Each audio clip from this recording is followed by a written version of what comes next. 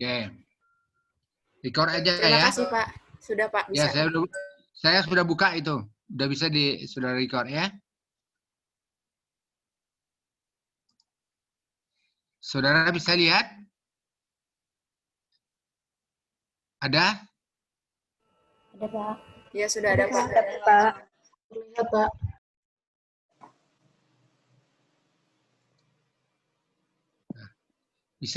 Bisa lihat? Iya Pak, sudah. Ya. Sudah Pak. Oke. Jadi nanti dicocokkan saja karena kita ini sore ya. Cocokkan nanti dengan kuliah tambahan daripada saudara-saudara yang banyak baca buku. Jangan saudara kira dosen itu lebih pintar daripada saudara, tapi saudara-saudara biasanya mahasiswa sekarang jauh lebih pintar daripada dosennya sendiri. Karena dosen itu tidak banyak waktu untuk bisa mempelajari semua, saudara mempunyai waktu yang banyak untuk bisa belajar. Saudara-saudara yang saya cintai, pada hari ini kita adalah penyakit kardiopulmoner, betul? Ya. Betul, Pak. Penyakit kardiopulmoner adalah penyakit-penyakit yang menyangkut dengan paru, yang menyangkut dengan kardio itu adalah jantung, pulmoner adalah paru. Yang disebabkan karena kerja. Jadi penyakit akibat kerja, seseorang bekerja itu ada dua. Yang pertama adalah penyakit akibat kerja. Penyakit akibat kerja ini adalah dia akan memakan waktu. Umpamanya dia nanti akan menjadi silikosis, akan menjadi asbestosis, dan lain-lain sebagainya. Itu membutuhkan waktu dahulu menumpuk untuk bisa menimbulkan gejala. Sama dengan kuman penyakit itu baru bisa atau virus baru bisa menimbulkan gejala penyakit setelah dia mencapai batas ambang tertentu, ya. Sudah mencapai ambang tertentu. Menjelang timbulnya penyakit itu dinamakan dengan masa inkubasi. Jadi masa inkubasi itu adalah masa memperbanyak diri. Di sini juga pada penyakit akibat kerja ini juga disebut dengan adanya masa inkubasi, adanya masa di mana partikel-partikel yang akibat kerja itu menumpuk di dalam paru, menumpuk di dalam jantung, baru menimbulkan penyakit pada yang bersangkutan. Saudara-saudara, penyakit yang kedua, jadi yang pertama tadi penyakit akibat kerja, yang kedua adalah kecelakaan kerja. Jadi kalau orang bekerja itu ada dua yang akan timbul sama dia. Yang pertama adalah penyakit akibat kerja. Akibat kerja itu agak menahun. Menahun itu artinya dia mencukupi dulu jumlahnya baru menimbulkan penyakit. Yang kedua adalah penyakit kecelakaan kerja. Kecelakaan kerja itu adalah kecelakaan yang terjadi akibat dia kerja itu. Contoh. Kalau dia pergi kerja, saudara pergi kalau saudara bukan kerja, kuliah ya. Kalau orang pergi kerja di tengah jalan dia ditabrak mobil, itu namanya termasuk penyakit akibat kerja. Kalau dia pulang kerja, dia ditabrak mobil jatuh-jatuh di mobil, di motor, itu juga namakan dengan penyakit akibat kerja. Kalau juga dikatakan dengan kecelakaan kerja. Kalau dia ditimpa kayu pada waktu bekerja, kecelakaan pada waktu kerja, itu dinamakan dengan penyakit penyakit kecelakaan kerja. Jadi ada dua, pertama adalah kecelakaan kerja, yang kedua adalah penyakit akibat kerja. Saudara-saudara, kalau penyakit yang kecelakaan kerja itu biasa-biasa terjadi. Artinya itu akan segera ditanggulangi. Itu bisa akibat kelalaian, bisa akibat resiko daripada pekerjaan dalam waktu yang pendek. Itu dinamakan dengan akut, ya. Sekarang yang menjadi permasalahan bagi kita adalah penyakit akibat kerja. Penyakit akibat kerja ini adalah salah satunya adalah penyakit paru akibat kerja. Ya. Jadi yang punya ini, yang punya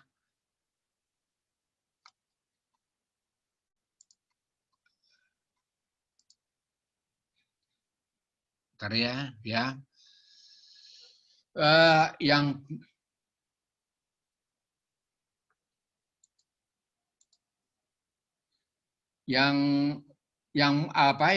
penyakit akibat kerja ini adalah penyakit yang agak menaun, memakan waktu. Apapun nanti saya uraikan penyakit-penyakitnya memakan waktu. Saudara yang sudah menyiapkan bahan, saya minta nanti dicoba saja ditambahkan bahan-bahan ini. Tujuan daripada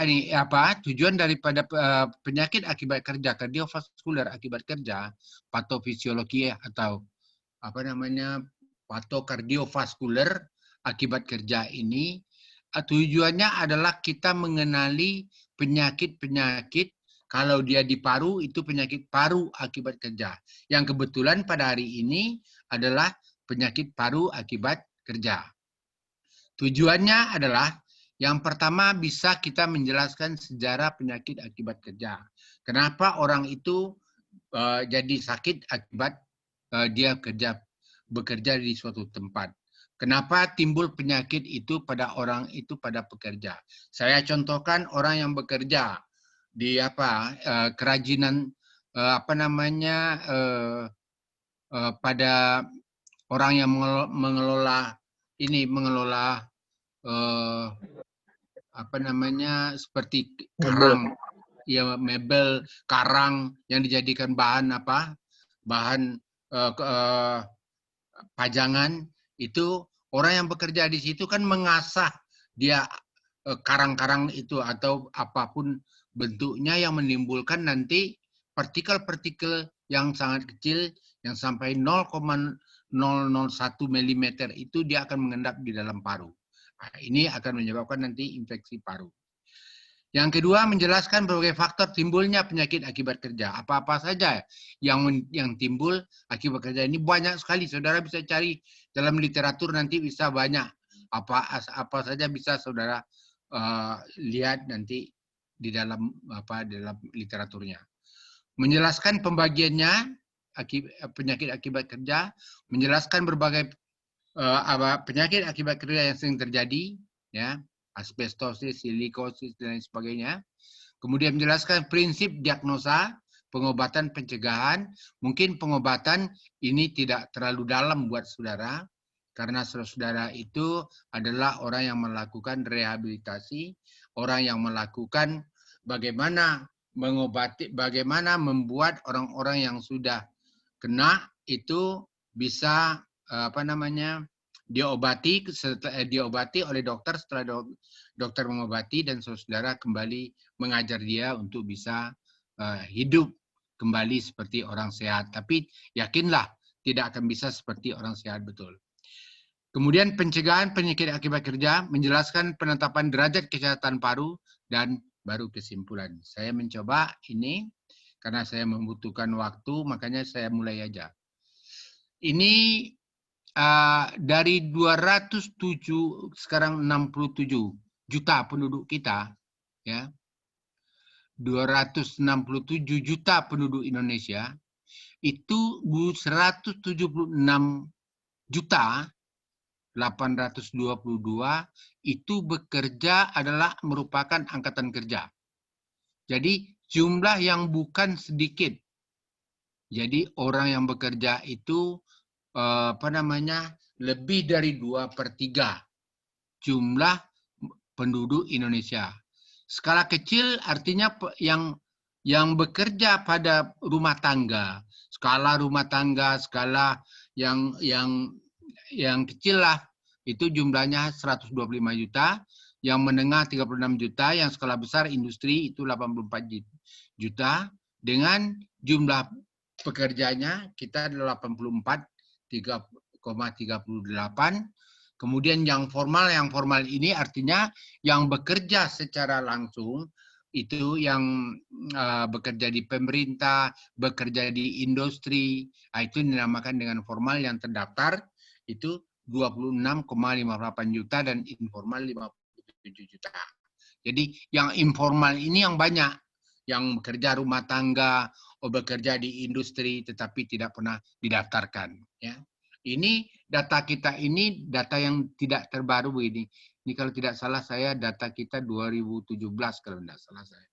Jadi karena data baru tidak ada, ini belum masuk. Ya. Nah, penyakit paru akibat kerja adalah penyakit kerusakan paru disebabkan oleh debu, ya, oleh uap atau gas yang berbahaya terhirup oleh pekerja di tempat pekerjaan. Nah, sekarang timbul pertanyaan, Pak, kita pergi bekerja, tetapi kita naik motor, Pak. Kemudian sebagaimana kita ketahui bahwa motor di tengah jalan itu kan ada mobil. Kadang-kadang karena memang mobil kita banyak yang tua, asapnya banyak. Nah, apakah itu akibat kerja itu, Pak? Itu kalau kecelakaannya kan kecelakaan kerja namanya kalau kecelakaan. Tapi kalau itu terhirup udara yang tidak bersih kayak begitu, akibat kerja, apakah itu akibat kerja atau tidak? Coba, siapa yang bisa itu? Jawab. Bisa. Bimo bisa. Tidak, Pak. Nah, Bisa tidak, bisa iya, Pak. Gimana? Kalau misalkan misalnya kita bekerja di tempat luar, Pak, seperti apa ya? Kuli bangunan itu, Pak. Itu kan dia bekerja, Pak. Nah, di lingkungan kan banyak kendaraan-kendaraan, Pak. Asap-asap. Tadi itu termasuk penyakit paru akibat kerja, Pak.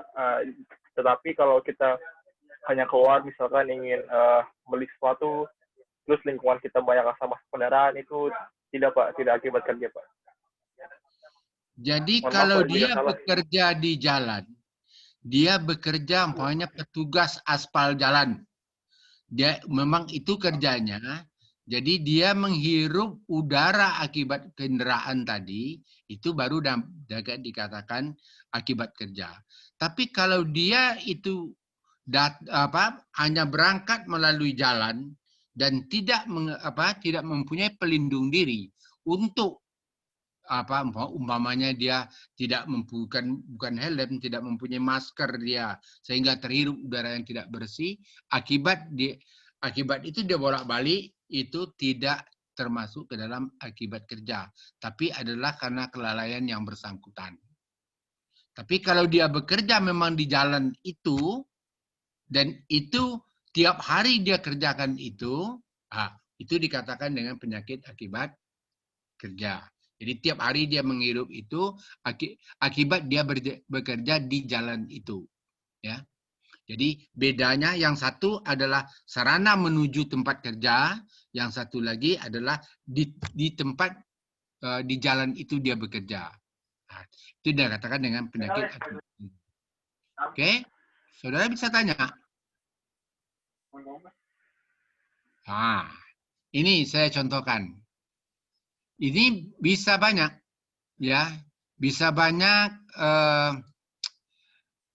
penyebabnya, bisa bakteri, bisa oleh rokok. Nah, sekarang Pak, rokok kok masuk akibat kerja? Ini enggak. Kalau orang perokok, kan tidak dibenarkan lagi orang merokok. Jadi dia tidak termasuk ke dalam penyakit akibat kerja, ya. Ada formaldehid, ada metil klorin, ada hidrogen cyanida, ada amonia, ada small particle yang kecil yang menyebabkan terbang-terbang akibat kerja. Semuanya ini adalah menyebabkan terjadinya pengendapan di dalam alveoli yang bersangkutan atau di dalam darah yang bersangkutan. Sehingga nanti darah tidak bisa lagi mengikat oksigen. Akibatnya apa? Kalau oksigen tidak terikat, dia akan otak akan kekurangan daripada oksigen, demikian juga dengan jaringan. Sedangkan oksigen itu sangat diperlukan oleh tubuh oleh sel-sel tubuh untuk bisa hidup.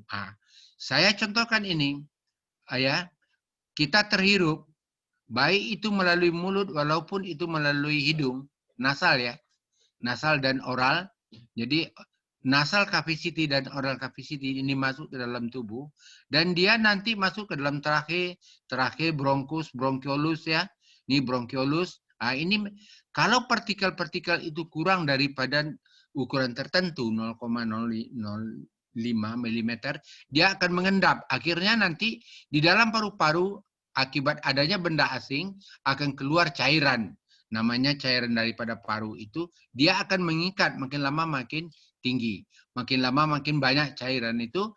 Cairan makin lama dalam parunya makin banyak akan menyebabkan nanti paru-paru itu timbul kuman-kuman di dalam dan infeksi. Dikatakan ada orang mengatakan dengan paru-paru basah. Pernah saudara dengar itu? Halo? Kenapa? Pernah ya? Kenapa? Dikatakan itu adalah paru-paru basah. Padahal itu adalah cairan yang keluar, eksudak yang keluar, yang mengikat partikel-partikel tadi bergendap, akibatnya nanti paru-paru itu akan terjadi infeksi dan paru-paru tidak berkembang. Demikian juga penyakit COVID sekarang. COVID-19 itu juga begini, dia masuk ke dalam nasal kita, di nasal di dalam ini, di dalam di pangkal hidung kita itu,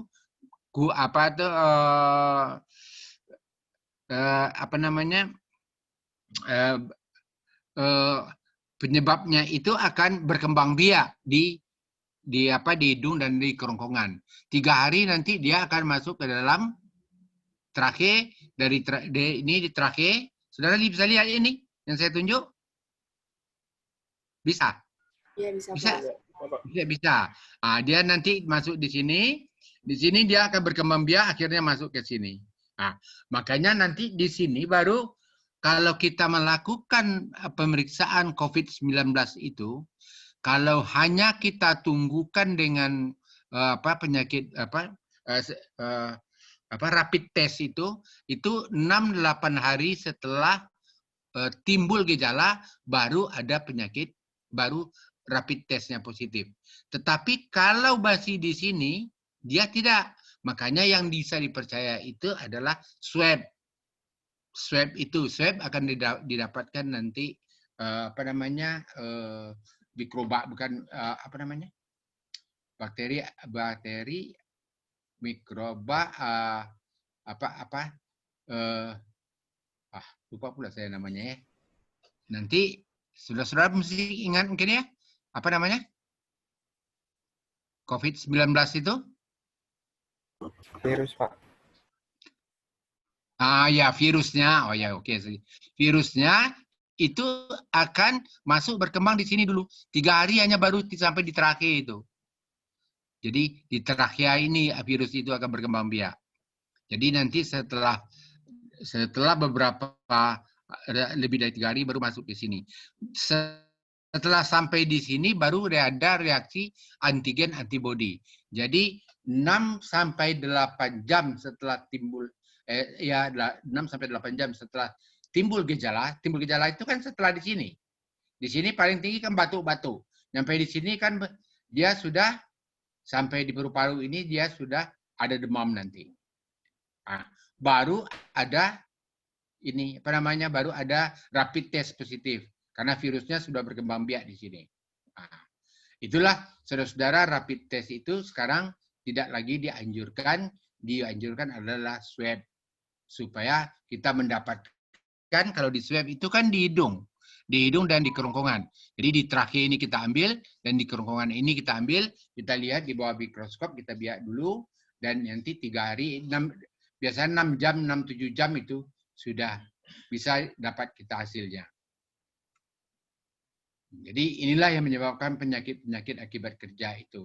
Sama satu saya contohkan tadi COVID-19 ini, 19 itu sekarang kalau itu bukan COVID adalah partikel-partikel ini yang menimbulkan nanti eksudat timbul bakteri menimbulkan adanya nanti peradangan dari paru-paru tidak bisa berkembang, akhirnya orang itu sesak nafas. Jadi semua penyakit itu akan timbul karena ini sudah tidak berfungsi lagi, sudah berkurang fungsinya. Oke. Saudara-saudara, penyakit akibat kerja dapat diperkirakan sudah sejak zaman sudah lama sekali sudah ada. Ya, makin lama orang semakin mengerti bahwa ada penyakit akibat kerja. Pada waktu ini sudah tahun 1600 orang sudah mengerti ada penyakit akibat kerja. Ya, ya ini tambahan pelajarannya saja ini. Nah, bagaimana keadaan di Indonesia? Ini belum banyak dilaporkan. Nah, karena dokter-dokter yang bekerja di rumah sakit, di industri, sebenarnya kerjanya ini melaporkan akibat kerja, tidak memberhentikan orang begitu sakit dia diberhentikan. Atau pertama dia kerja di industri di bagian dalam, habis itu nanti ditaruh agak keluar, habis itu nanti jadi satpam, habis itu diberhentikan. Nah, begitu. Tapi itu kenyataan yang kita terima di Indonesia, kenyataan kita terima seperti itu. Siapa yang sakit, makin lama bukan diobati, tetapi makin lama diberhentikan aja gitu. Penyebabnya dokter belum dilatih. Ya, sekarang sudah banyak dokter ini dilatih. Ahli kesehatan kerja itu banyak sekali. Udah banyak. Tetapi yang berkuasa itu adalah para pemilik perusahaan. Penyakit paru infeksi masih banyak didiagnosa sulit. Nah, kenapa? Alatnya juga tidak ada. Berapa kebisingan udara, berapa jumlah partikel yang beredar di udara ini tidak tahu kita.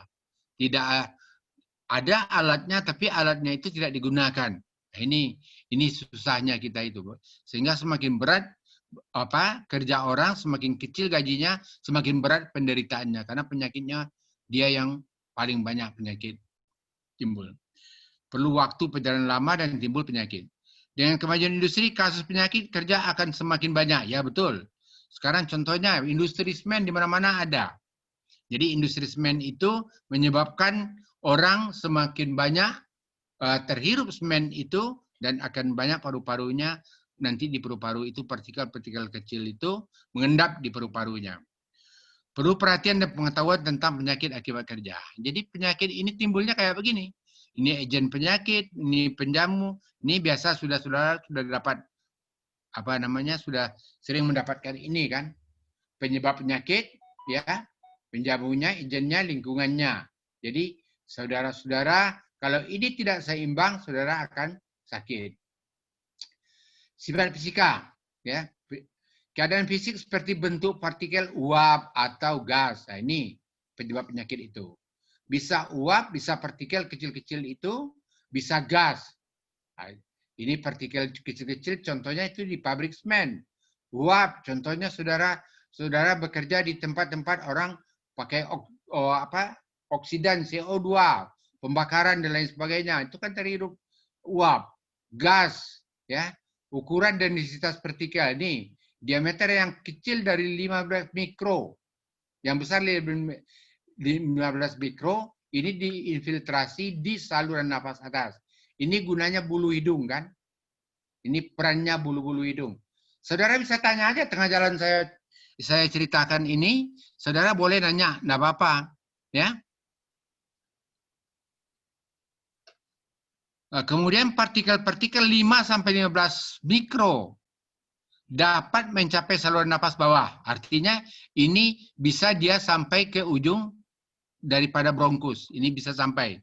Tapi 0,5 sampai 5 mikro debu respirable dapat mencapai saluran napas terminal. Jadi sampai ke alveoli, kepada yang kecil-kecil tadi.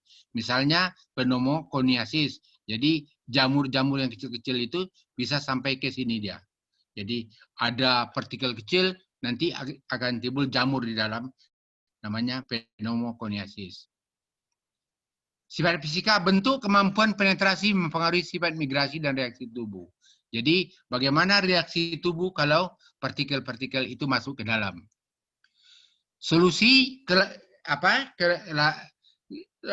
Solusibilitasnya, kelarutannya, kalau partikel tidak larut seperti serat asbestosis, silika menyebabkan reaksi lokal, sedangkan zat yang larut seperti mangan, berilium mempunyai efek sistemik. Jadi kalau yang bisa hancur, dia akan masuk ke dalam darah.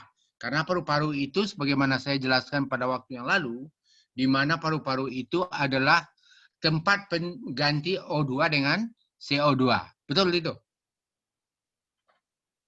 Jadi CO2 ganti O2, kemudian CO2-nya nanti dikeluarkan, O2-nya akan beredar, dia ikut nanti beredar bersamaan dengan itu. Karena itu penyakit itu dikatakan sistemik. Itu kemana saja dia bisa ikut sepanjang darah mengalir. Kemudian sifat higroskopis. Partikel higroskopis meningkat ukurannya bila melalui saluran napas bawah. Jadi semakin kecil ukurannya, semakin sampai dia ke saluran napas bawah. Sifat kimia, asam basa mempunyai efek toksik. Ya, jadi kalau terlalu asam juga toksik, basa juga toksik. Jadi keseimbangan itu sudah dibuat oleh Allah Subhanahu wa taala demikian rupa sehingga antara asam dan basa itu seimbang dan ada enzim-enzim yang nanti mencernanya. Ada kecenderungan zat berkombinasi dengan substansi di paru dan jaringan. Fibrosis dan menimbulkan fibrosis jaringan. Kemudian debu menyebabkan fibronik. Jadi setelah nanti debu-debu itu infeksi, kemudian kalaupun sembuh akan timbul jaringan parut di dalam parunya. Kalau itu terjadi, ya, kalau itu terjadi, itu kapasitas paru akan sangat cepat berkurang. Seperti terjadi serat kolagen, bisa disebabkan oleh batu bara, silika, asbes dan lain sebagainya. Ya, inilah ya saudara-saudara, tidak bisa hanya merangsang antibodi, tetapi juga ini akan menjadikan nanti antigen yang terinstalasi jamur, kemudian tidak menyebabkan respon imunologi, akan terjadi penyakit. Kalau tidak imunologi, penyakit akan timbul. Host. Pertama, pertahanan paru sendiri. Ya, bagaimana paru-paru itu kan kalau dari hidung kita punya ada bulu hidung. Nanti di trachea juga mesti ada silianya itu. Kemudian di dalam itu ada cairan-cairan yang bisa menangkap daripada partikel-partikel kecil. Ada yang bisa dikeluarkan, ada yang itu dia stop di dalam. Kalau semakin kecil, semakin mengendap dia di dalam tubuh kita, dia tidak bisa dikeluarkan lagi. Ya. Keadaan dapat obat-obat rokok atau temperatur. Jadi ada obat-obatan yang juga meracuni daripada paru-paru itu sendiri. Rokok, ini saudara-saudara jangan ada orang kesehatan yang merokok. Temperatur, kemudian alkohol mempengaruhi fungsi silia, makrofag, faktor anatomi, fisiologi mempengaruhi pola pernapasan, ya, keadaan imunologi saudara-saudara. Jadi saudara-saudara itu pada saat ini pun, pada saat pandemi ini, saya harapkan saudara tidak mengandalkan hanya makan yang cukup, tapi makanannya yang bergizi. Bagaimana bergizi, Pak? Kiriman pas-pasan. Ya, paling tidak saudara tambah vitamin dan saudara harus ada olahraga tambahannya. Paling tidak. Olahraga kan enggak banyak, inilah lari saja tidak banyak. Lari pagi-pagi sebentar, baru saudara pergi sekolah. Ya, faktor penjamunya jelas umur, semakin orang umurnya semakin lanjut, semakin banyak komorbidnya, dan komorbid itu akan mengundang banyak penyakit. Jenis kelamin biasanya laki-laki itu akan lebih banyak akan lebih tahan daripada wanita. Wanita itu karena banyak sering ada penyakit lain itu akan sering dia kena. Ras itu ada penyakit-penyakit tertentu yang hanya mengenai orang-orang berkulit putih, ada yang berkulit hitam. Status gizi semakin jelek gizinya, semakin mudah dapat penyakit itu. Kebiasaan merokok, kebiasaan menggunakan APD. Ya, ini yang kurang. Kadang-kadang saya pernah temukan melihat industri daripada industri kerajinan tangan itu orang membuatnya itu dia mengasah demikian rupa, mengasah digergaji, dipotong dan dia menggunakan alat pemotongan itu tapi menimbulkan debu yang sangat.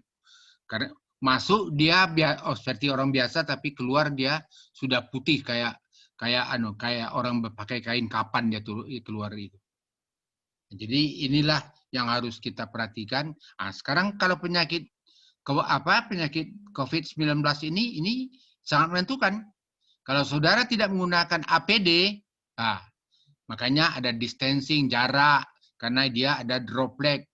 Ada yang sekarang sudah mengatakan airborne disease dia, artinya melalui udara.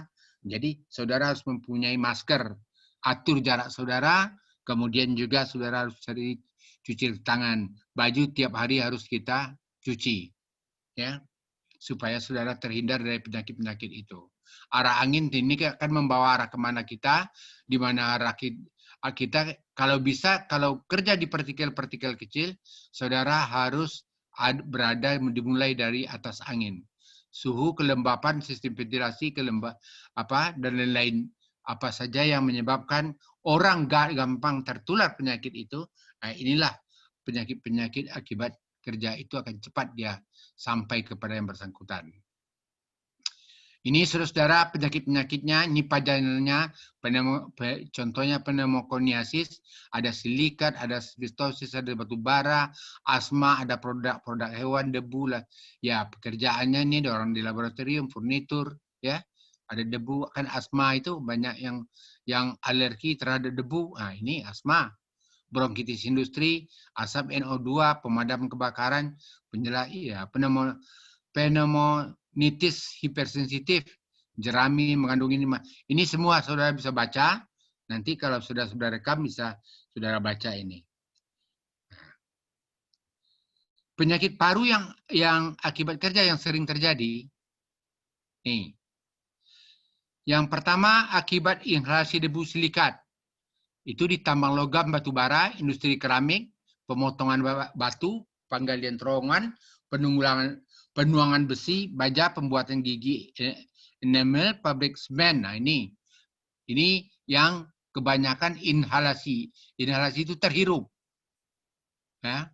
Kalau tambang logam, jangan saudara bayangkan logamnya. Kalau logamnya itu tertimpa aja mati kita dibuatnya. Tetapi kita mikirkan bahwa banyak yang berterbangan daripada partikel-partikel kecil-kecil pemotongan itu. Nah, inilah yang terhirup oleh kita, inhalasi. Kemudian umur, inhalasi pada 20-45 tahun bentuk yang paling sering. Pajanan dihentikan penyakit terus berjalan, itu digunakan spirometri. Kita lihat nanti restriksinya, obstruksinya di mana. Kita lihat radiologisnya bagaimana. Kemudian kalsifikasinya di mana. Nah, sering orang-orang ini adalah TB.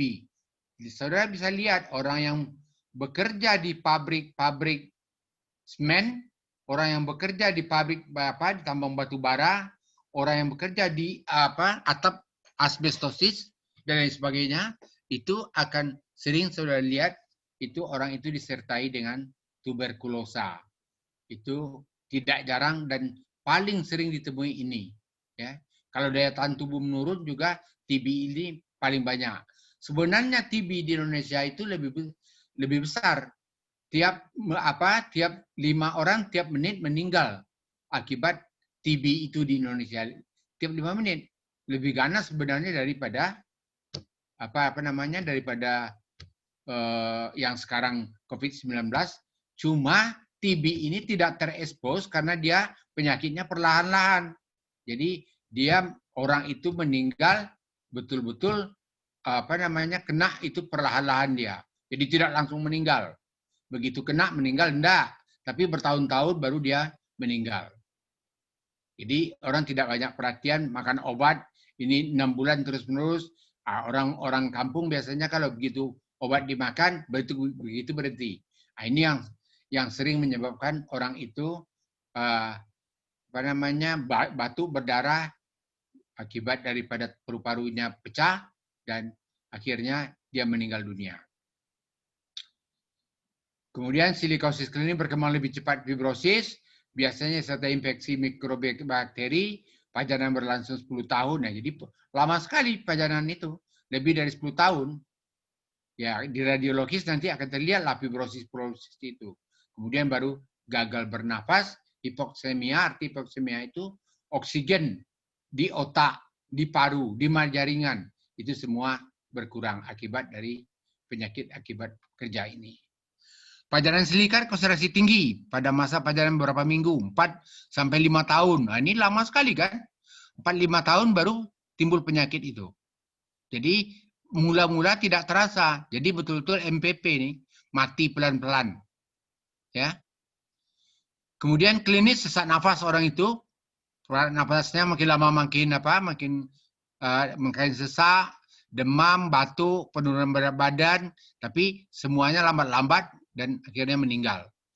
Paru retraksi, radiologisnya nanti kita melihat fibrosis. Jadi ini umumnya penyakit paru akan terlihat kayak seperti ini. Akhirnya nanti putih, kalau begitu di ronsen nampak paru-parunya itu bukan hitam lagi. Kalau biasanya kalau hitam itu oksigen, udara, tetapi kalau sudah diffuse itu, sudah putih saja, itu artinya cairan bercampur dengan partikel-partikel kecil itu sangat banyak sekali. Nah, ini contohnya, saudara-saudara. Nih, ini contohnya nih. Nih, yang di atas ini. Nah, sampai di sini yang sudah ini, yang sudah banyak nih, sudah penuh. Nah, di mana oksigennya lagi? Karena ini sudah diisi oleh cairan-cairan. Ini sudah diisi cairan, ini sudah diisi cairan, ini sudah diisi cairan, sudah diisi cairan. Nah, jadi tidak banyak lagi bisa memompa daripada darah, mengganti darah, mengganti O2, CO2 menjadi O2, dipompa ke seluruh tubuh. Bagaimana paru-parunya membersihkan darah itu? Karena paru-paru itu sendiri sudah banyak cairan-cairan, tidak bisa berkembang dengan baik. Ini contoh-contoh, saudara-saudara, nih hilusnya tertarik ke atas nih, hilusnya. Nah, ini contohnya tertarik ke atas harusnya runcing seperti ini runcing, masih runcing, tapi ini akan tertarik ke atas karena cairannya banyak di dalam. Jadi paru-paru itu sudah berenang di dalam di dalam cairan, dalam eksudak. Nama cairan itu eksudak. Nah, di dalam itu dia berenang. Kemudian terjadi distorsi organ, artinya organ di dalam tubuh, di dalam torak itu tidak lagi seperti biasa, sudah terjadi perubahan-perubahan. Ya. Ini contohnya ya. Nah. Kemudian bisinosis sifatnya akut, kronik, ya, bisa akut kalau itu banyak tiba-tiba, tapi biasanya kronik. Ini pekerja kapas itu akan banyak mendapatkan bisinosis. Tentu kain linen kan terbuat dari kapas, rami, rasa darah ini keluhannya, dadanya rasa sakit, rasa tertekan, kemudian sesak, kemudian bunyi nafasnya, waktu bernafas kembali bekerja itu rasanya capek sekali dia dan sesak sekali ya. Jadi Monday fever, Monday chest. Kenapa dikatakan begini? Setiap hari kerja dia demam, setiap hari kerja dia demam. Minggu kan orang tidak kerja, tapi setiap kerja dia demam. Kalau bisinosis itu dilihat di toraknya itu normal, kapasitas fungsi biasanya normal, gejala biasa timbul pada hari pertama, kerja bertambah hari bertambah kuat, dan bila pajanan berlanjut gejalanya akan semakin berat. Jadi kalau awal-awal tidak apa-apa, ya, tidak ada gejala biasanya. Tapi kalau sudah timbul gejala dibikinlah derajat-derajatnya. Ini kerja dokter bukan kerja saudara ini. Saudara cukup tahu saja, saya tidak akan menanya ini. Derajat setengah kadang-kadang ada dada tertekan ya pada hari pertama kerja, ini tidak begitu perlu saudara tahu gitu. Tapi saudara tahu bahwa ini sudah ada bisinosis yang tidak ada gejala-gejalanya. Tertekan pada hari pertama, minggu dada tertekan pada hari pertama dan seterusnya. Kemudian derajat 3, toleransi aktivitas menurun dan kapasitas ventilasi menurun.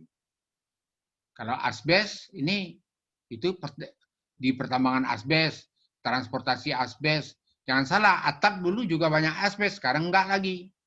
Dulu banyak sekali orang menggunakan atap asbes, sekarang udah mulai berkurang ya. galangan kapal meskipun perjalanan dihentikan, proses penyakit berjalan terus. Pajanan Pak Asbes juga dapat menimbulkan kanker bronkus dan mesotelioma. Ya, semacam kanker kanker jinak.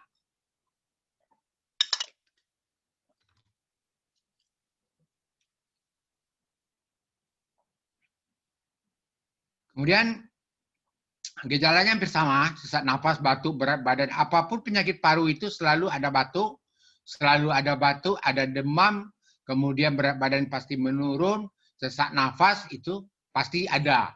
Sekarang penyebabnya kita harus cari di mana dia bekerja, itu kuncinya, ya. Nanti dilihat di waktu kita pemeriksaan spirometri, diukur berapa kapasitas parunya, kemudian kita lihat pada waktu ronsen akan terlihat restriksi dan kapasitas paru yang menurun. Ya, ini semua menimbulkan, tidak ada yang tidak menimbulkan fibrosis, kemudian tidak ada yang tidak sesak nafas. Semua akan menimbulkan. Jadi kuncinya adalah saudara mencari tempat dia di mana bekerja, kemudian dilakukan ronsenologis. Walaupun semua fibrosis, tapi fibrosisnya akan berbeda-beda setiap penyakit. Kalau paru akibat kerja itu juga tinggi. Karena ada iritasi di paru itu.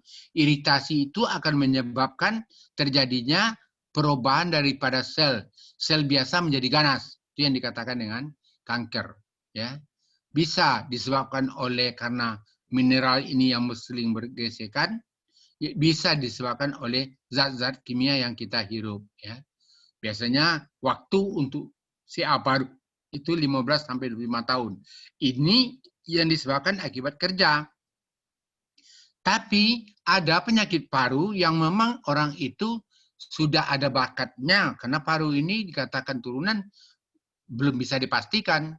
Tetapi yang paling banyak orang kena penyakit kanker itu adalah lebih dari 80% adalah perokok. Jadi saudara jangan saya harapkan jangan adalah yang perokok, ya. Nih, zat jenis pekerja, tambang uranium dan lain sebagainya, ini saudara bisa baca aja. Asma. Nah, asma ini adalah penyakit disebabkan oleh antigen antibodi. Asma itu adalah penyakit alergi. Ya. Jadi nanti akan terjadi penyempitan daripada bronkiolus, dan itu akan susah waktu dia menarik nafas. Jadi mengembuskan nafas. Saudara lihat saja orang yang asma itu kalau dia bernafas gampang, tapi waktu dia mengeluarkan susah. Dan itu selalu berbunyi. Akan cin katanya kalau dia bernafas. Nah, itulah yang dikatakan dengan asma, penyakit asma. Kenapa asma akibat kerja? Asma adalah penyebab alergennya itu adalah menimbulkan penyakit asma. Jadi dikatakan asma akibat kerja. Nah, rokok juga karena saudara itu adalah perokok, orang-orang perokok. Ya, rokok itu juga masuk pekerjaan kan? Jadi bisa juga dimasukkan ke dalam penyakit akibat kerja. Oke, kalau yang kimia ini saudara bisa baca, tapi tidak akan saya terangkan sudah detail itu. Saudara, yang penting bagaimana merehabilitasinya. Karakteristik asma kerja itu timbul di tempat kerja, ya semua penyakit akibat kerja harus timbul di tempat kerja. Dan ini yang saudara harus betul-betul pegang. Apapun pertanyaannya nanti, bagaimanapun saudara ketemu orang pasiennya, Bapak di mana, Ibu di mana kerja. Nah, saudara mulai berpikir apakah ini ada akibat kerja. Walaupun bagaimana kita obat, kalau penyebabnya tidak kita hilangkan, pasti dia akan kembali lagi sakitnya. Timbul pada awal hari kerja, selanjutnya lebih berat, makin lama makin berat, ya biasalah, ya. Nah, ini contoh-contoh grafik, saudara bisa baca aja nanti, ya. Ini bagaimana kita menghitung yang ringan, yang berat. Nanti saudara tidak perlu terlalu ini, tapi yang penting bagaimana saudara mendiagnosa ini. Ya, penyakit akibat kebaya itu saudara bisa melakukan diagnosa. Pertama, menentukan diagnosa klinis itu adalah tentukan dulu pajanan apa, di mana dia bekerja. Itu akan menentukan pajanannya, di mana saudara itu bekerja, di mana bapak ibu itu bekerja. Nah, kita tahulah itu penyakit akibat kerja. Apa kalau dia asbes, dia tambang asbes, dia bekerja pasti akan asbes. Kalau batu bara di batu bara, kalau dia bekerja di pabrik semen tentu disebabkan oleh karena debu-debu semen. Menentukan ada hubungan pelayanan pajanan dengan penyakit. Ya. Kemudian menentukan apakah pajanan itu cukup besar, Pak. Kita tanya, berapa lama Bapak itu kerja di situ? Kita sudah tahu tadi paling tidak 5 sampai 10 tahun baru menimbulkan gejala. Merokok baru merokok tidak terasa, tapi setelah 5-10 tahun baru merasakan. Menentukan apakah ada faktor individu berperan, seperti orang alergi. Itu kita lihat apakah dia berperan atau tidak. Menentukan apakah faktor lain di luar pekerjaannya ada. Umpamanya dia sesak nafas, dia pergi dengan motor melalui jalan yang panjang, sepanjang jalan menghirup udara kendaraan mobil. Nah, ini akan menentukan bahwa faktor di luar pekerjaannya menyebabkan orang itu menderita penyakit. Menentukan diagnosa daripada penyakit. Nah, sampai di sini sebenarnya dokter yang menentukan.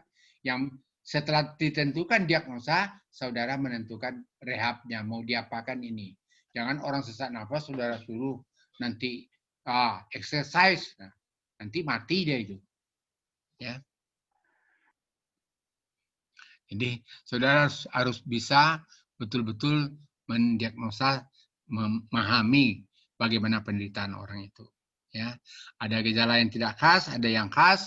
Ya, ada interaksi antara faktor lain, dosis pajanan penyakit makin lama makin berat, ada kerentanan individu timbul setelah periode dapat diduga sebelumnya. Nih, ini contoh orang-orang yang sudah bisa lihat ini, bisa lihat, bisa lihat. Bisa, Pak. Iya, Pak. Bisa. Bisa, Pak. Ya, jadi orang yang bekerja itu harusnya pakai ini masker.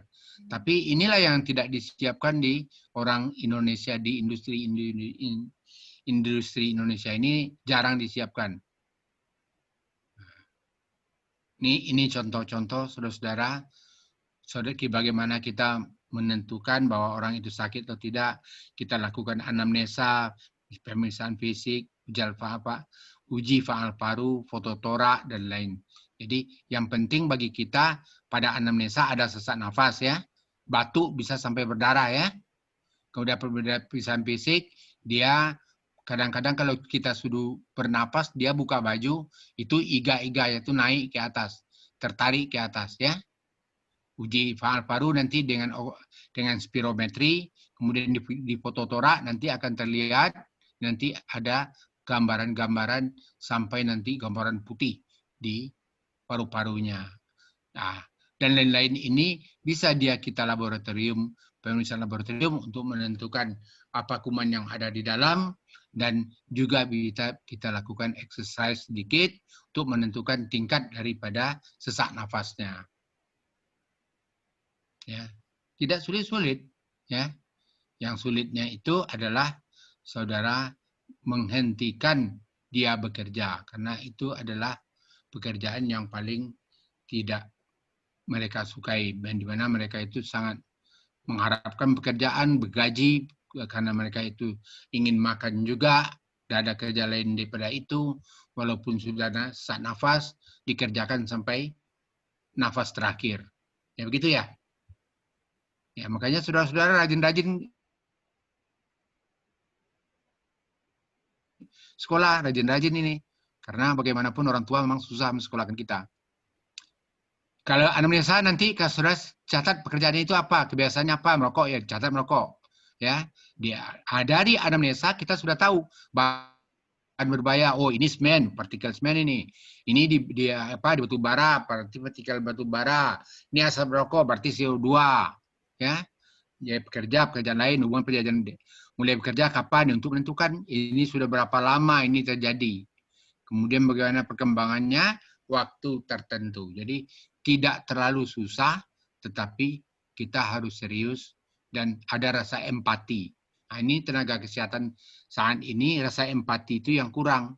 Karena kita itu merasa dibayar. Dan pasien itu sangat jarang juga sekarang berterima kasih, baik pada dokter walaupun pada saudara sebagai orang fisioterapi, karena saudara-saudara itu merasa dia bayar. Jadi mereka itu merasa tidak ini, ya, merasa kita itu tidak berjasa bagi mereka, ya. Tapi tidak apa-apa lah, yang penting kita sehatkan dia.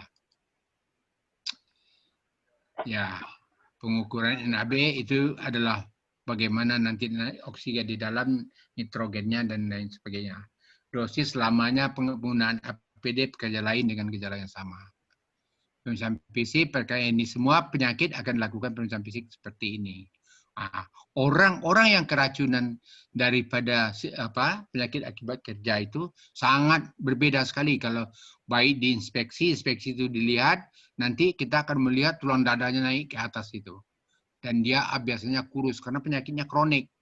Pada palpasi sudah memegang, tidak seperti kita kalau memegang orang, kita itu terdengar agak sonor, tapi kalau kita memegang yang bersangkutan itu terasa seperti memegang semen anunya, agak bedak dia, agak pekak kalau kita ketok, ya.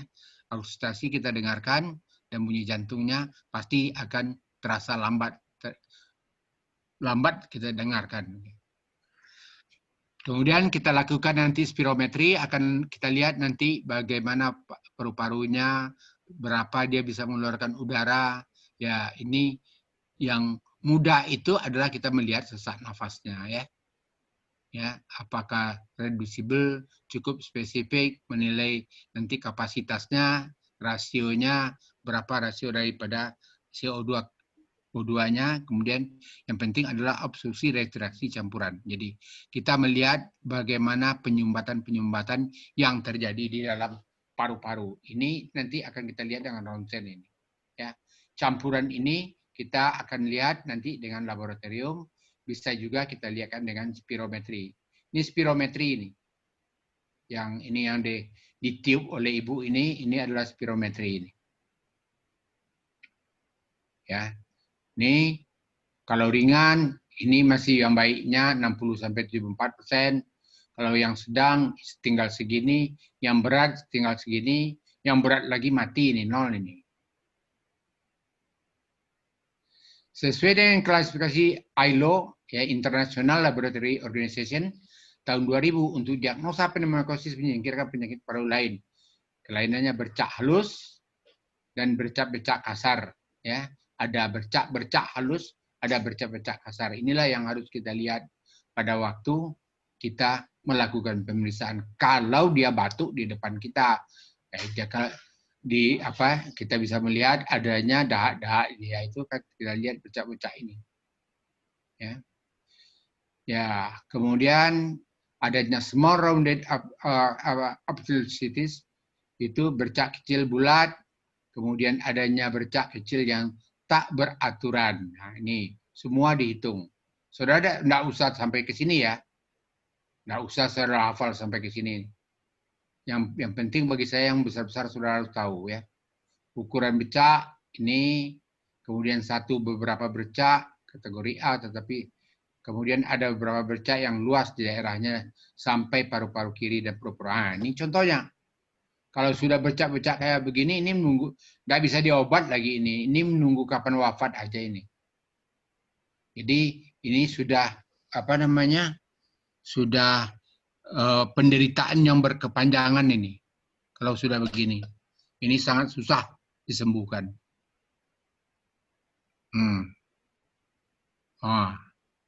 Mungkin lama. Ini derajatnya mungkin kurang juga kan. Ini sudah agak hitam kan?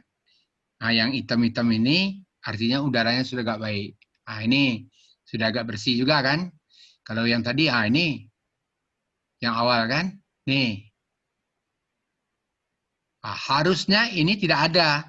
Kalau yang bersih itu Ini yang tidak ada, ini. Ini tidak ada, ya. Kemudian, nah ini mungkin sudah pengobatan, ya mungkin derajat ringan, ini semakin ringan, semakin baik. Ini sudah ada eksudaknya nih. Kalau sudah begini, ini tidak ada yang baik lagi ini, ya. Ya. Semuanya sudah akhirnya akan terjadi nanti cairan di dalam pleura. Pleura itu akan menjadi nanti mengiritasi. Paru-paru itu ditutup oleh pleura. Masih ingat? Halo? Saudara-saudara masih ingat bahwa paru-paru ditutup pleura? Masih, Pak. Nah, ya, jadi pleura itu akan terjadi iritasi, nanti dia akan bertambah tebal, akan menebal sehingga susah mengikuti daripada mengembang dan mengempisnya paru-paru, ya. Terjadi kalsifikasi, kemudian tetap, kemudian dia akan menjadi nanti kalibrasi, kemudian difus. Begini akan semua pleura itu akan kena. Nah, kalau sudah begini, biasanya sudah innalillahi wa inna ilaihi ini. Ya. Kalau di sini agak susah pengobatannya. Ya. Kalau di sini ya nanti akan sembuh dengan kecacatan. Ya. Akan sembuh dengan kecacatan ini. Di pleura parietal dapat dilihat pada diafragma dan dinding dada. Ya, ada site klasifikasi extension ini 1/4, 3/4 ini tidak usah. Ya. Ya, ini kita ke dalam pleura tidak usah. Ini yang sehat, pleura profil, ini yang sudah infeksi, ya. Ini kan saudara bisa lihat ini putih-putih ini. Ini adalah pleura-pleura yang sudah infeksi.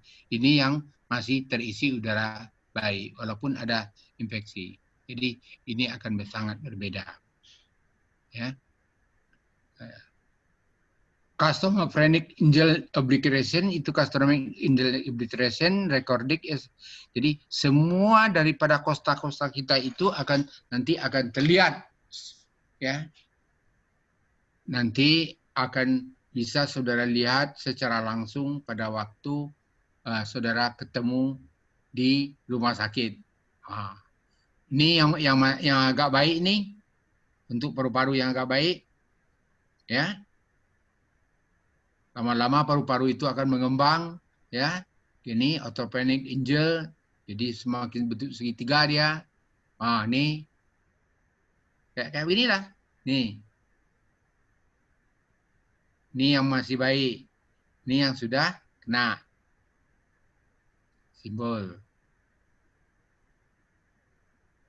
Nih. Ini cairannya yang sudah mulai numpuk, ya. Ini. Caranya sudah mulai numpuk. Ini pleura-pleura yang sudah rusak. Ini contoh-contohnya ini. Ya. Makin lama semakin penilaian cacat. Penilaian kesehatan paru, penilaian cacat paru pada penyakit paru akibat kerja adalah berdasarkan derajat sesak menurut ATS dan pemeriksaan spirometri. Jadi kita lihat bagaimana sesak nafasnya pada waktu kita inspeksi. Dan bisa kita lihat juga dengan spirometri. Sekarang ada orang menjual spirometri itu ada. Bisa dilihat, dijepitkan di telunjuk kita, bisa dilihat berapa oksigen itu yang masuk ke dalam paru-paru. Harusnya 100%, kalau kurang dari 94 berarti sudah rusak, ya. Derajat 0 tidak sesak. Ini American, ini cara-cara Amerika ini. Derajat 1 sesak ringan, mampu berjalan dengan normal kecuali waktu mendaki atau naik tangga. Derajat 2 sesak sedang, mampu berjalan sampai dengan 1,5 km di tempat datar. Derajat 3 sesak napas berat, hanya mampu berjalan tanpa istirahat sejauh 100 meter. Derajat 4 sangat sesak pada waktu berpakaian dan berbicara. Berbicara aja dia ada sesak. Bayangkan, jangan nanti dia bisa berjalan 1,5 kilometer, nanti saudara suruh coba dia berjalan, coba berapa sehari, Bapak besok jalan 2 kilo sehari, padahal dia nggak kuat lagi. Ya, itu menambah penderitaan orang, saudara itu ya. Nah, ini jumlah daripada oksigen itu yang harus ada di dalamnya. Jadi kita yang VEV kita itu di alat dari spirometri itu cacatnya ini ya 25% segini lagi udara dalamnya. Kemudian 50% sudah segini.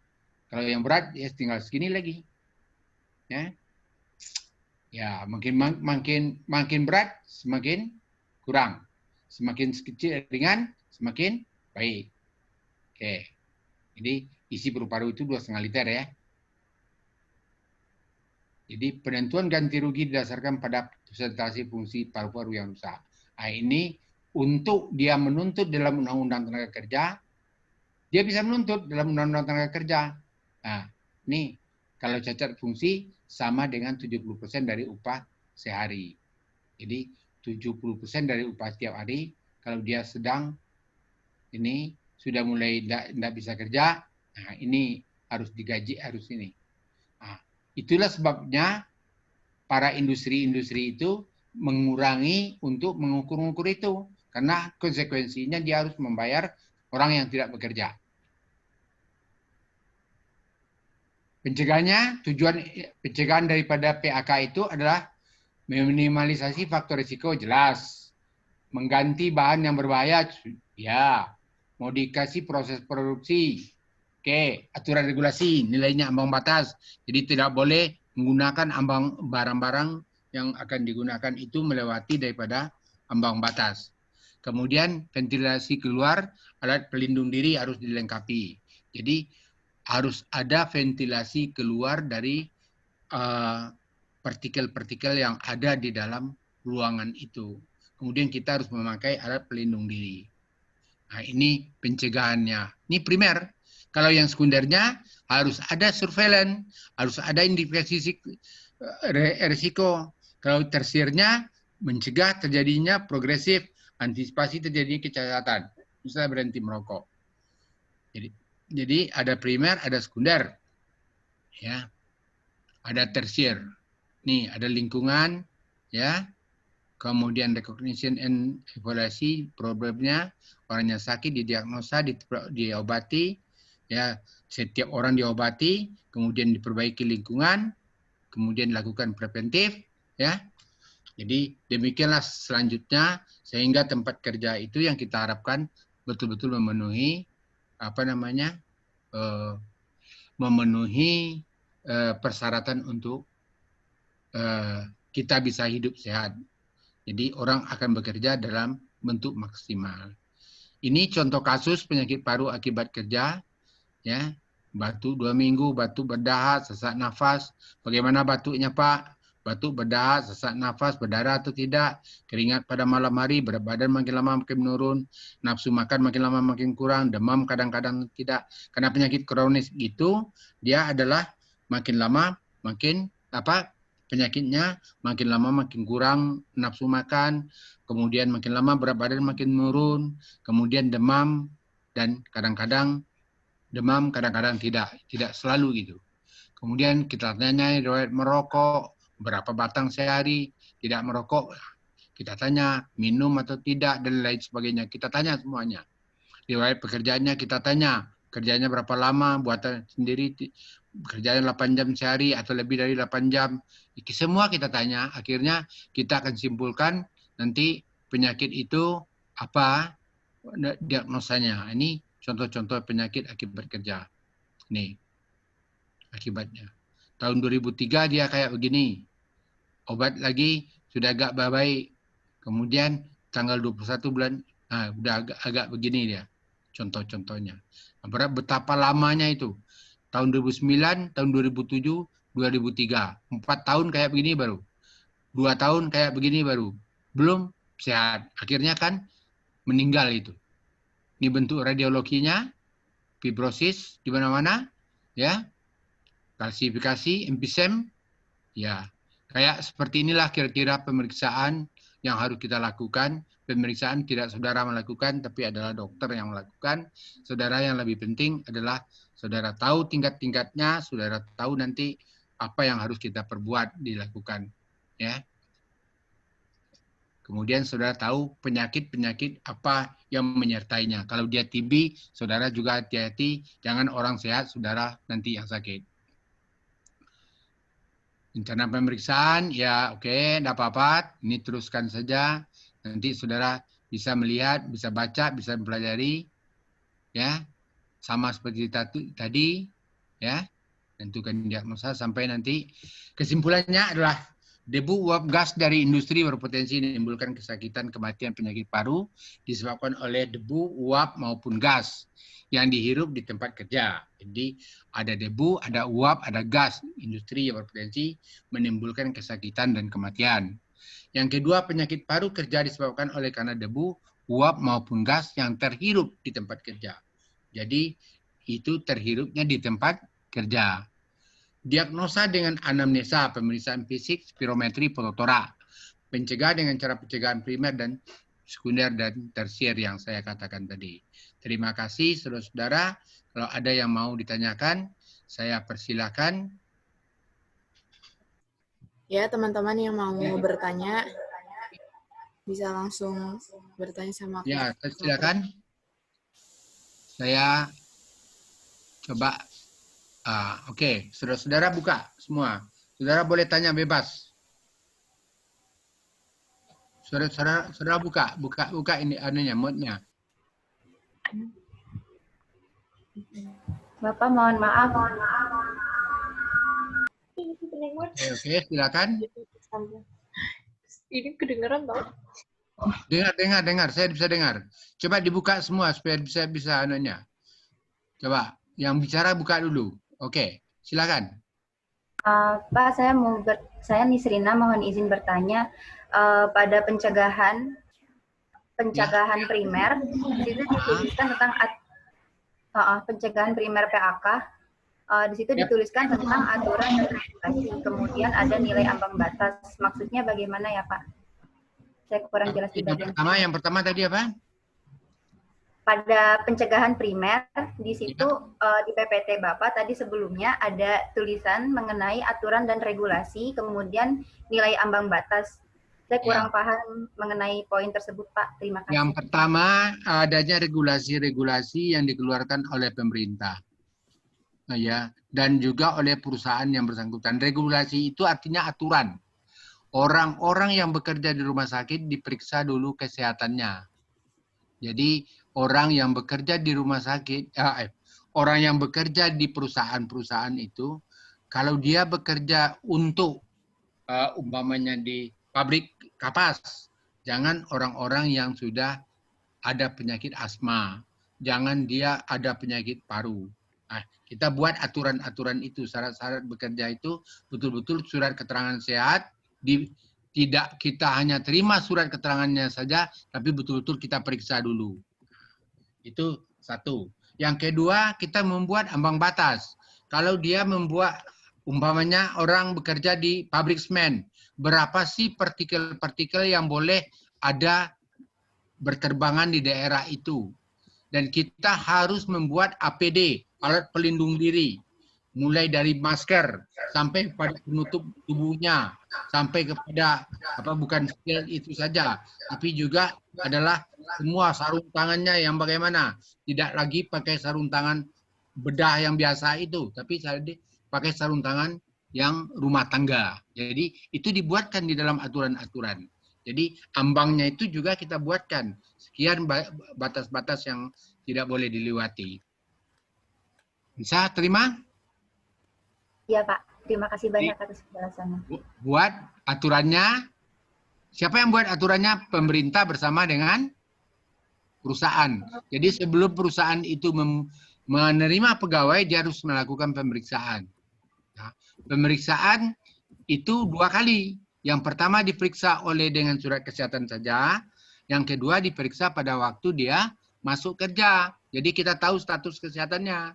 Jadi beda dengan kerja pemerintah yang tidak mempunyai resiko. Yang kedua, Kita buat ambang batas. Pabrik semen itu debunya berapa? Asbes berapa? Batu bara berapa? Lebih daripada itu, dia harus hentikan. Kita lihat contoh orang yang rumah-rumah yang terdapat pada pabrik di sekitar pabrik semen itu, lihat aja atapnya itu kayak di semen semuanya itu. Kayak begitu paru-paru kita. Karena itu harus ada aturan penyaringan sekarang, tidak boleh lagi ada pembuangan daripada debu-debu itu. Silakan. Terima kasih, Pak. Ya. Anda tanyakan aja, tidak apa-apa, saudara bebas tanya sama saya. Pak, izin bertanya, untuk kelompok ini ada presentasinya lagi Pak, atau dilanjutkan tanya jawab saja? Tanya jawab aja, lanjutkan, karena kita kan juga kita terlambat tadi 40 menit ya. Baik Pak. 12. Nanti diambil. Ini kan sudah direkam kan? Sudah direkam kan? Iya sudah Pak. Nah, nanti ditambahkan di dalam materi yang saudara buat. Materi itu tolong dikirim ke saya ya, lewat bisa lewat WA saudara kirim. Berapa orang buat materinya? Bagi berapa? Ada 4 orang Pak. 4 orang. Atau saya kirim nanti bisa lewat email saya, nanti tolong dikirim. Saya kirimkan nanti sama ketua, tolong dikirim. Iya Pak, baik Pak. Nih, saya kirimkan sama ketua. Tadikan dulu. Dokter, izin bertanya. Bentar. Nih saya kirim sekarang ya. Nanti dikirim ya. Tapi buat namanya ya. Nama grupnya buat ya, orang-orangnya ya. Iya Pak, baik Pak. Oke. Nah, lanjut. Izin bertanya dokter. Oke. Ya, tadi setelah saya, perkenalkan saya Dinda Belwatika. Jadi tadi saya melihat di Google bahwa ada penyakit respirasi mengenai akibat penyakit respirasi akibat kerja itu ada pneumokoniosis ya dok? Ya, nah, di situ ada akibat dari pneumokoniosis itu batuk berdahak yang berwarna hitam.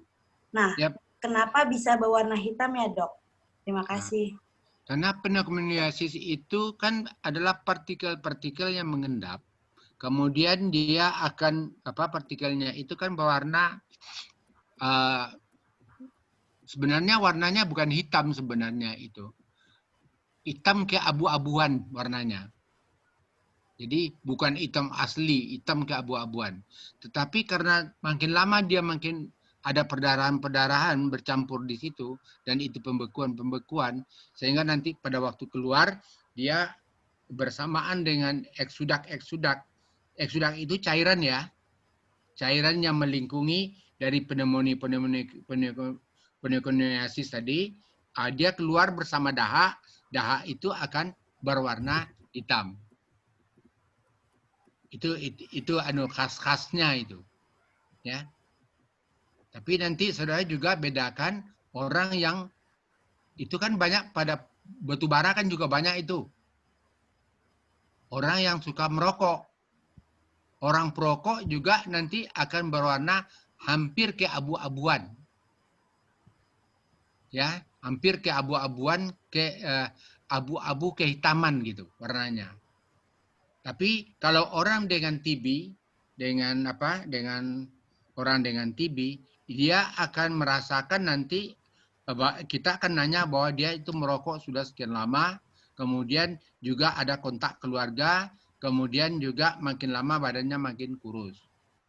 Ya, dan demam pada malam hari.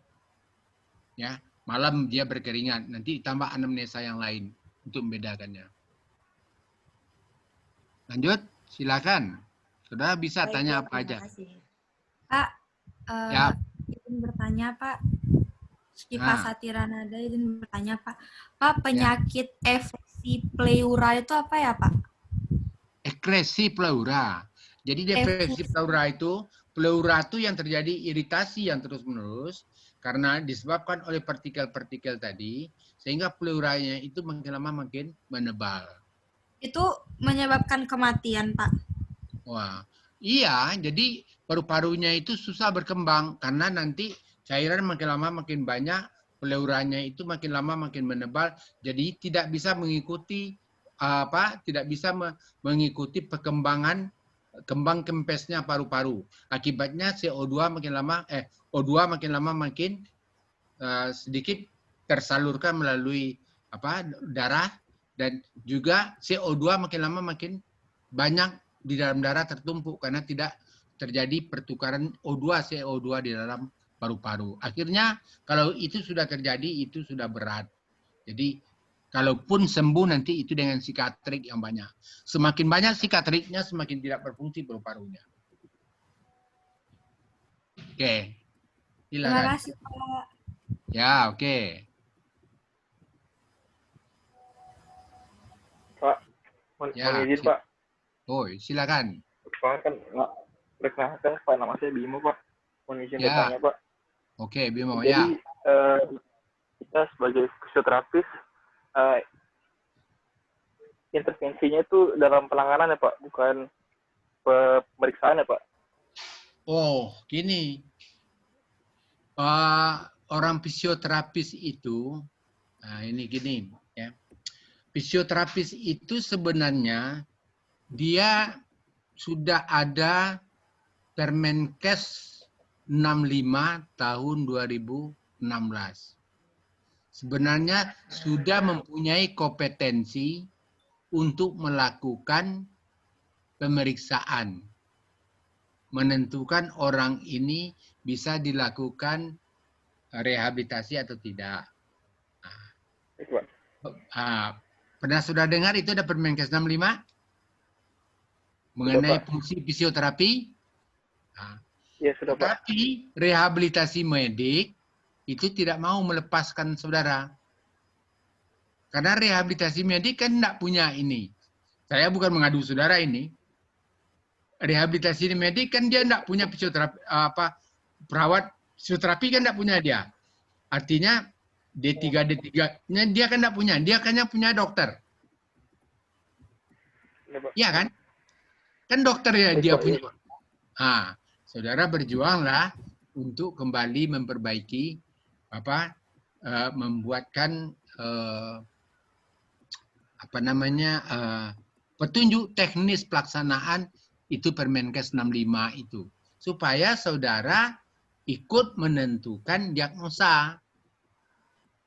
Sebenarnya saudara sekarang kan sudah fisioterapi sekarang kan bukan D4 aja lagi. Sudah ada yang profesi kan? Ya Pak, sudah Iya Pak. kan? Saudara sudah masuk profesi? Profesi. Nah, Sudah Pak. sudah ya? Jadi saudara itu sudah hebat seperti orang-orang rehabilitasi medik. Sudah punya rumpun sendiri kok. Sudah mempunyai rumpun sendiri namanya rumpun fisioterapi. Bahkan fisioterapi itu ada terapi bicara, ada fisioterapinya, ada rehabilitasinya. Sudah ada sebenarnya. Tapi inilah keterlambatan daripada organisasi saudara itu mengajukan itu berjuang. Berjuang itu memang berstrategi. Itu. Nah, saya tahu betul karena saya ikut membuatkan dulu. Ikut membuatnya dulu karena saya ketua MTKI itu. Sekarang kan KTKI namanya. Dulu MTKI namanya itu. Ya. Nah, jadi keterlambatan kita melakukan standar kompetensi daripada fisioterapi. Itu. Nah, sekarang yang penting bagi kita tapi kita juga sudah sepakat di rumah sakit yang besar, rumah sakit vertikal umumnya, itu jasa saudara sudah lebih besar dapat. Alhamdulillah lah. Ya. Berkat berjuang saudara-saudara sudah lebih besar dapatnya sekarang. Yang penting saudara itu melakukan rehabilitasi, saudara tahu bahwa ini penyebabnya tahu. Ya. Itu aja maksudnya, Pak. Anamnesanya, kuncinya anamnesa. Anamnesa itu adalah di mana dia bekerja dan sejak kapan dia bekerja, kapan dia itu merasa sesak nafas dan sudah berapa lama dia merasakan. Nah, di situ itu aja. Saudara bermain di situ aja. Ya. Oke. Nanti di rumah sakit ada dokter neurorestorasi. Nah, itu yang memerintahkan dilakukan foto torak. Nah, kalau tidak ada rehab medik, neurorestorasi dokternya nanti itu. Oke, saya senang-senang kalau saudara mungkin banyak tanya, tidak apa-apa. Terima kasih, Pak. Nah, Jawabannya, Pak. ya, Bimo, oke. Masih ada nanya? Nah, kalau tidak ada lagi, saudara, baik, memang kita tadi ya 1,5 jam saya bicara, kita pas waktunya tadi ya. Mudah-mudahan saudara dapat memahami mengenai penyakit akibat kerja, penyakit paru akibat kerja ya. Betul itu topiknya ya? Iya, Pak. Ya, paru akibat kerja.